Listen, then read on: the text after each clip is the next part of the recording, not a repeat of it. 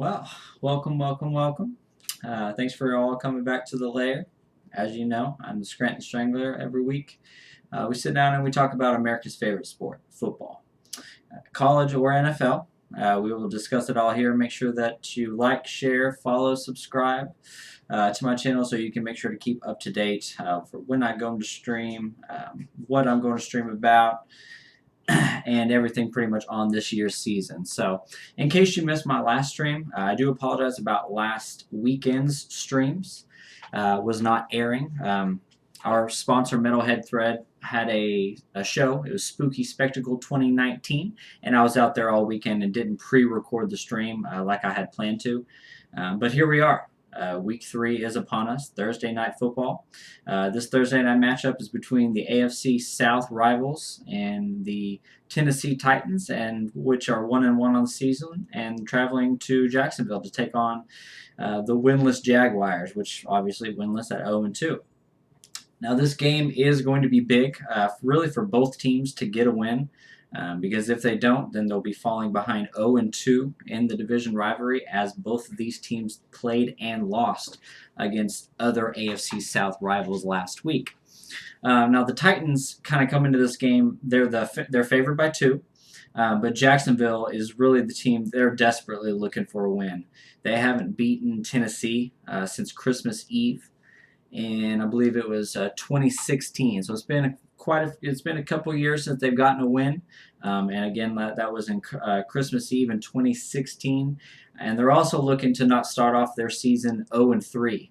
That'll be the first time, if they lose this game, that they've started that since that 2016 season. So clearly 2016 was a little rough for them. So now as far as injury report, there's nothing major really for either team.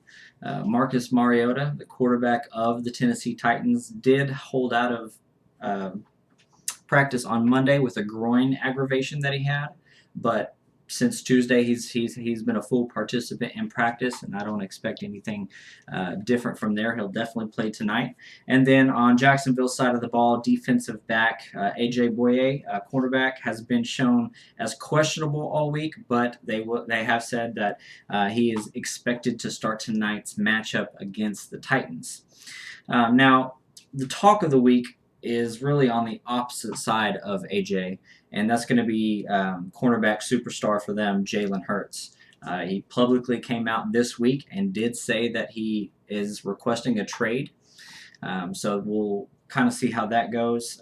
It's in large part due to rumored he's been having issues with the team vice president, which is Tom Coughlin. The team has had multiple teams reach out to them since this past week. They've been shopping them around, and they've had multiple people offer first-round draft picks, which is seemingly what they are looking for out of that trade. You know, they want their best defensive player to be taken. Then it's going to come at a high cost.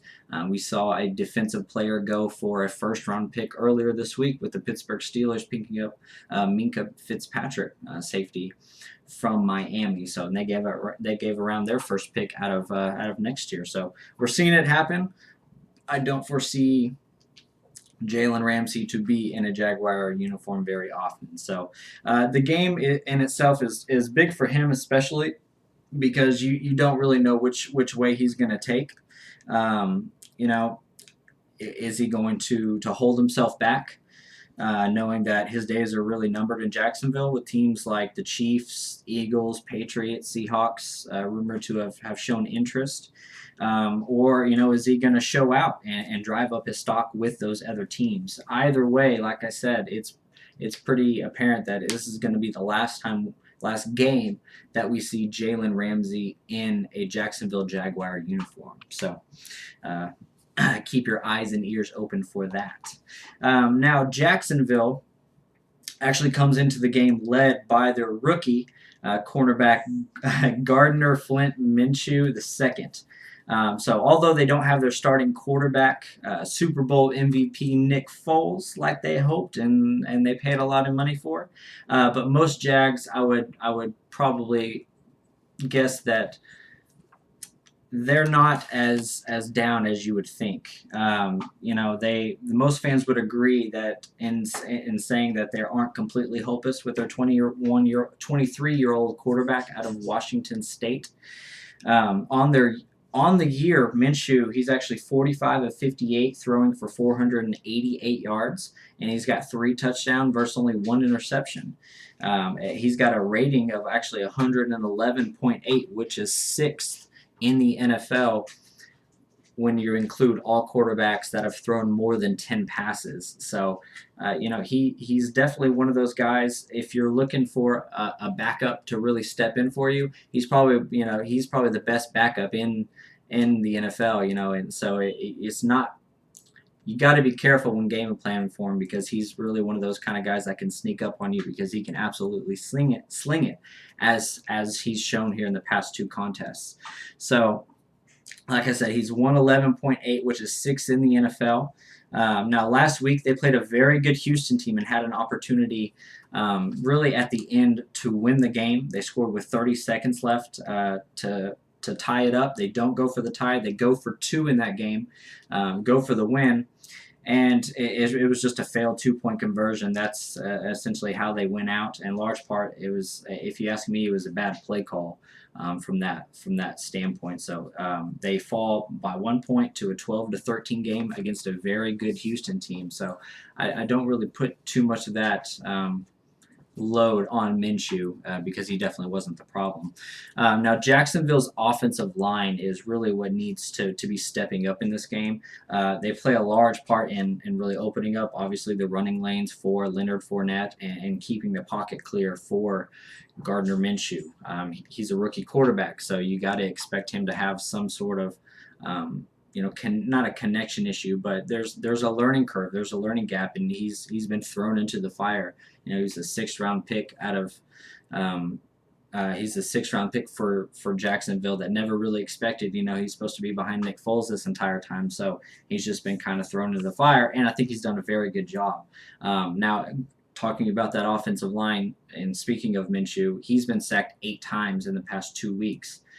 So that's definitely something that they really need to clean up. And of those 8 sacks, 3 of them he's fumbled. And that was just last game. He actually fumbled 3 different times. Luckily, some of his offensive line fell on the football on 2 of those fumbles, so he was only actually lost 1 of them. But you put the ball on the ground 3 times, there's definitely some issues there. So that's something, that's part of that learning curve, of holding onto the ball, having that mental clock in your head, and not standing in the pocket too long because eventually it's going to collapse, especially against a team like Texans last week.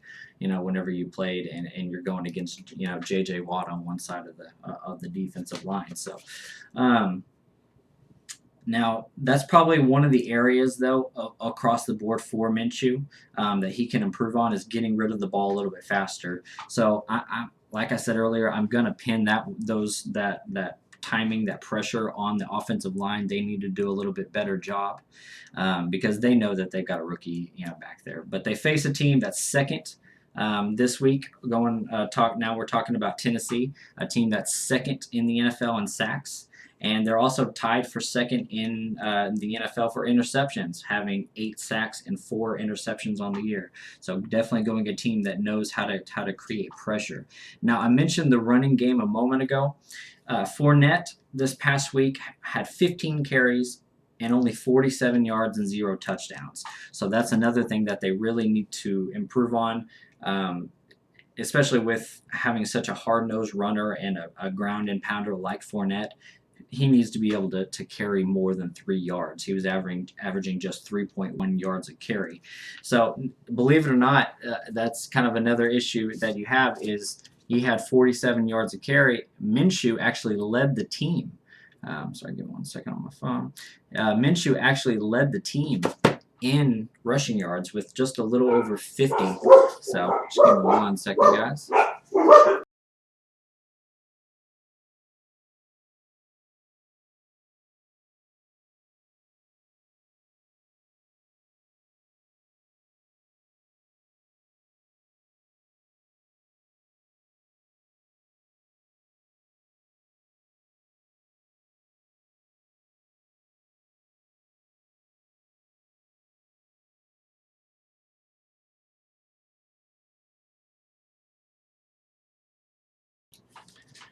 All right, sorry about that. My wife and little girl just got home. I had to go say hi. So, um, now if that's what I was kind of saying. So the averaging so low, if they can actually get that running game, kind of get it going.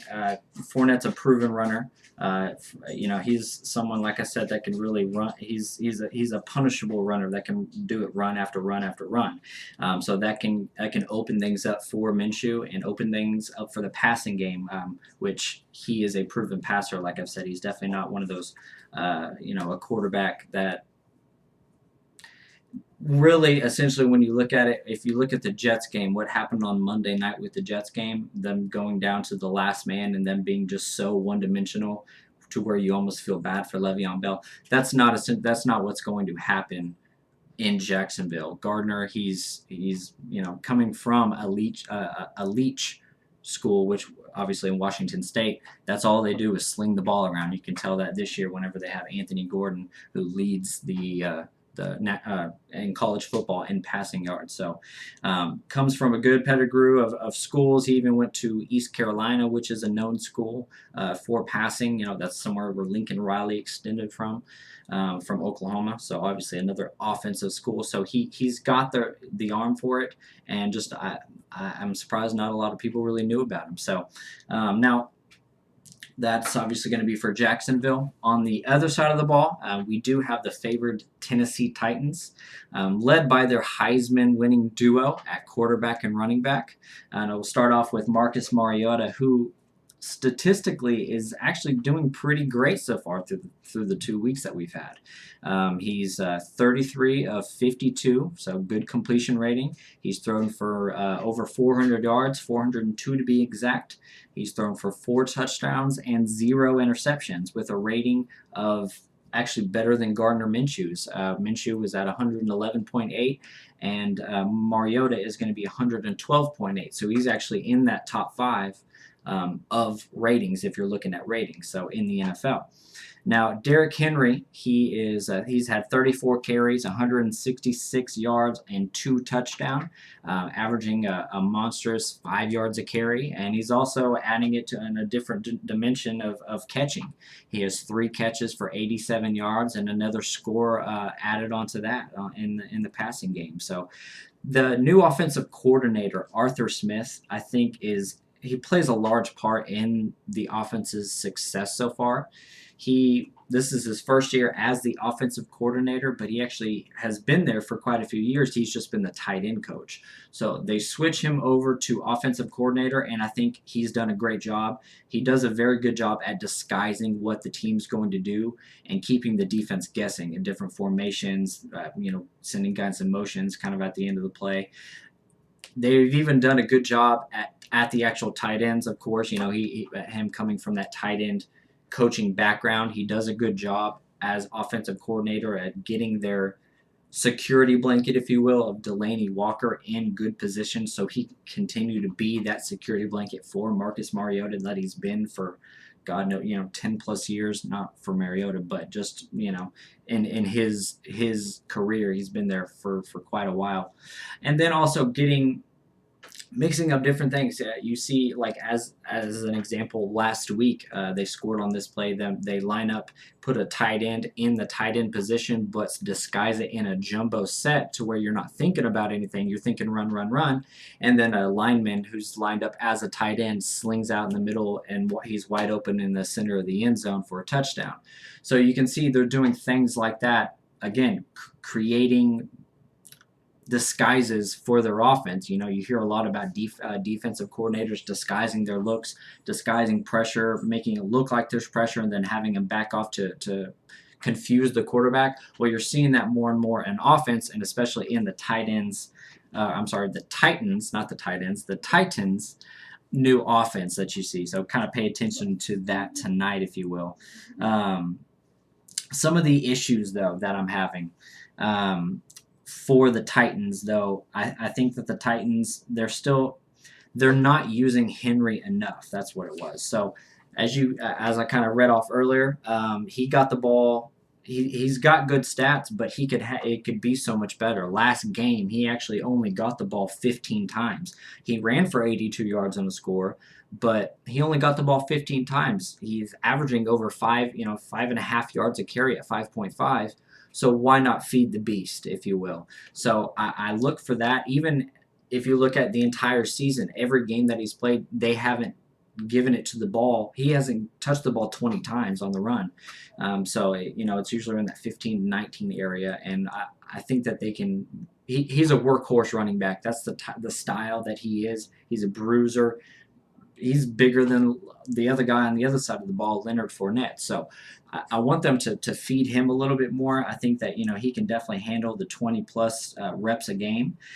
So what's happening is the lack of reps is being overshadowed by the overproduction that he's creating. So maybe look for it here in the future whenever they're not winning, or he's not getting that number, that big number, that 100 yard, because he's yet to rush for 100 yards.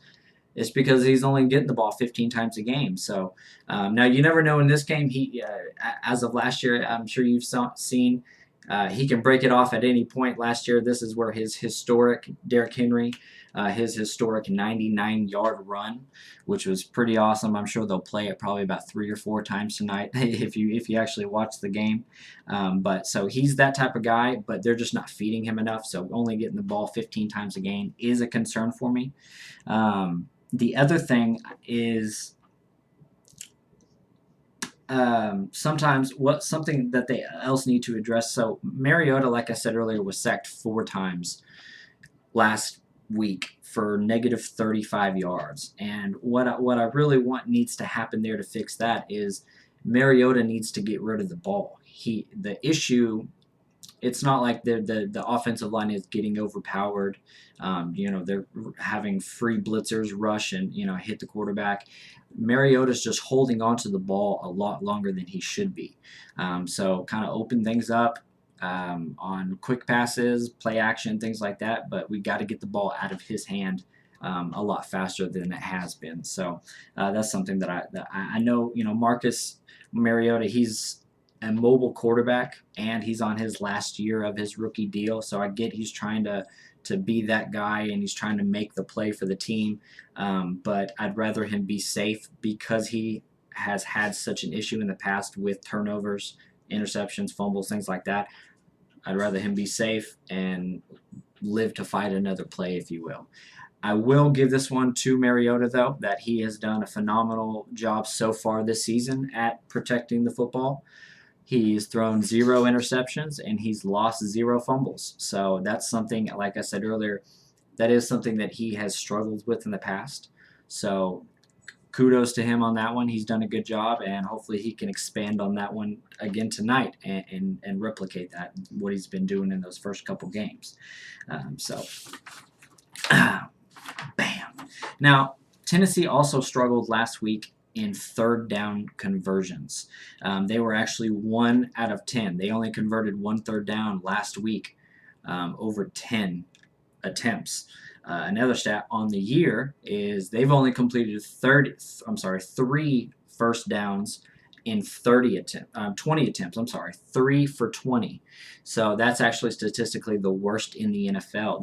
Their third down conversion rate. So they really need to kind of buckle down on that one. A large part in that is their third down yardage is average at 11.